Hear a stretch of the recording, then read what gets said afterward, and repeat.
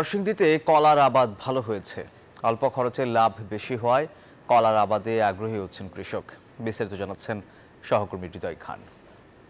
আমি রয়েছে নরসিংদীর সদর উপজেলার চিনিশপুর ইউনিয়নে। আপনাদেরকে যদি একটু দেখাতে চাই, এখানে বিস্তীর্ণ মাঠ জুড়ে কলার আবাদ করেছেন কৃষক এবং তারা যেমনটি বলছেন যে কম খরচে লাভ বেশি হয়। দিন দিন তারা কিন্তু এই কলা চাষে আগ্রহী হচ্ছেন। একটু যদি আপনাদেরকে দেখাতে চাই, এখানে কিন্তু সাগর কলা, চম্পা কলা, সবজি কলা থেকে শুরু করে নানা রকমের কলার আবাদ করা হয়েছে এবং কৃষক যেমনটি বলছেন যে এখানে স্বাদে এবং গুণে কিন্তু এই কলা অনন্য হওয়ায় তারা কিন্তু এই কলা উৎপাদনে আগ্রহী হচ্ছেন। আমরা যদি একজন কৃষকের সাথে কথা বলি, একটু যদি বলতেন কেমন আবাদ হয়েছে এই বছর কলার? এই বছর আল্লাহর রহমত ভালোই আবাদ হয়ে আছে।